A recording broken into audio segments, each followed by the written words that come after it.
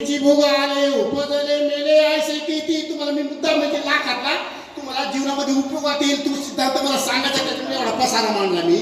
एक जणांनी काय केलं की आपल्याला आपली प्रॉपर्टी वैभव संपन्न दिसावी म्हणून त्यांनी काय केलं, पोरांनी सांगितलं बाबा आपल्या घरामध्ये मोटरसायकल आहे, 4 व्हीलर आहे, मर्सिडीज आहे, स्कॉडा आहे, सर्व गाड्या आहे, पण शिवाजी महाराजांच्या काळामध्ये जसं वैभव संपन्न राहायचं म्हटल्यानंतर त्याच्या दारामध्ये घोडा असला पाहिजे असं म्हटल्यानंतर ते बापाला पटलं. ते बरोबर पुरं बोलतात म्हणजे आपलं वैभव संपन्न जीवन असलं पाहिजे. काही लोकांच्या घरात नाही आपण समजा आता काही घरामध्ये गेल्यानंतर माठ असतो ते म्हणतात ते नाही पूर्वीचं आहे ते.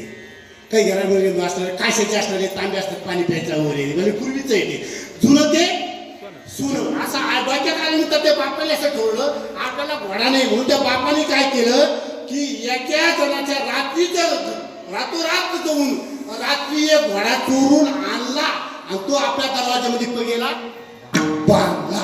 आता मला सांगा तुम्ही मोठ्याने जर चोरी केली आपण काय म्हणतो मोठ्याचं कसं बी चालतं, मोठ्याकडून बोलत असतो मोठ्याकडून दोष करत असते त्याचं कसं बी चालतं.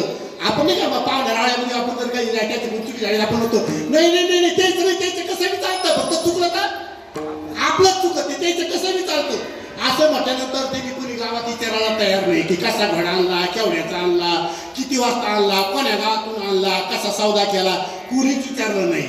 पण ते घोडा असं महाराज आणल्यानंतर त्याला परत आता मोटरसायकलचं कसं आहे वापरायचे असतील तर पेट्रोल टाकायचं, 4 व्हीलर कसं आहे वापरायचे असतील तर पेट्रोल टाकायचं, चार्जिंगचे असतील तर न्यायचे असतील तर चार्जिंग लावायची अन्यथा गरज नाही. पण या घोड्याचं कसं आहे का उभा असता तर चारा टाकायचा नाही नाही नाही नाही त्याच्यासाठी मग त्याला एक वाजता गडी ठेवावा लागला, मग त्याला पाणी टाकायचं, त्याला असणार ते त्याचा खरारा काढायचा, त्याला घास टाकायचा, त्याला बांधून टाकायचं, त्याला फिरायला न्यायचं. त्यावेळी ते पोरं परत बसले बापाला म्हणे बाबा हे असं काय काम आहे ते नाश्त्याला कुठं वाढला म्हणे गे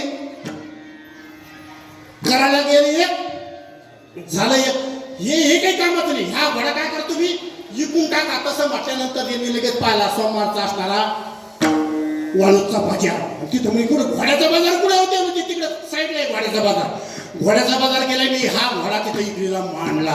सुरुवातीला त्याने सांगितलं किंमत किती आहे म्हणजे 51,000 51,000 हाराशी तर नव्हती मला ती हाराशी म्हणजे याच्यानंतर मान म्हणजे येणे म्हणजे भाऊ ठाराचा दुनियाने भाव ठारायचा त्याचा 51,000. दुसरा आला ते म्हणजे 60,000, तिसरा आला ते म्हणजे 70,000. असं करता करता 1 लाखापर्यंत गेला घोडा. त्यासाठी लोक रेडी झाले.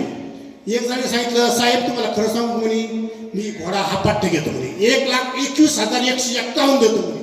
ते म्हणे काय आंधळं मागतं एक घोडा पैसा आणि तो चोरून आलेला घोडा म्हणे हा आणि त्याचे 51 लाख रुपये म्हणजे किती पैसे वाढले आहे 1,21,000 आलेले असं म्हटलं. ते म्हणे सांगितलं तुम्हाला सांगितलं त्यांनी आतापर्यंत जे घोड्याची किंमत केली त्या लोकांनी ट्रायल केली का ते म्हणे बावट आहे त्या लाखीचा पत्ता नाही त्याच्यामुळे त्यांनी घोड्याची किंमत कमी सांगितली. ते म्हणे मी घोडा घेईन जशी आपल्याला 2 व्हीलर घ्यायची असेल सेकंड हँड आपण काय म्हणतो एखादी चक्कर मारू द्या बरं चक्कर मार तशा प्रकारे त्यांनी सांगितलं मी घोड्याची ट्रायल करीन. घोडा सक्सेस झाल्यानंतर लोकांनी किती सांगितलं 1 लाख रुपये मी किती दिवस 1,21,000 रुपये 21,000 रुपये मला जास्त द्यायला लागलो. मग ट्रायल कशाची ट्रायलचे 21,000 रुपये जास्त आहे.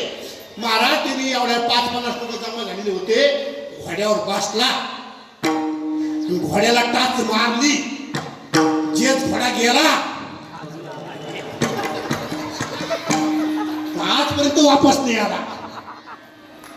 त्यावेळेस आता भांगडाशी गावात गेल्यानंतर मग पोरं शेजारी पाहिजे घोडा केवढ्याला गेला त्याने सांगितलं छातली मूठ तुम्ही विचारू नये आम्ही तुम्हाला सांगू नये.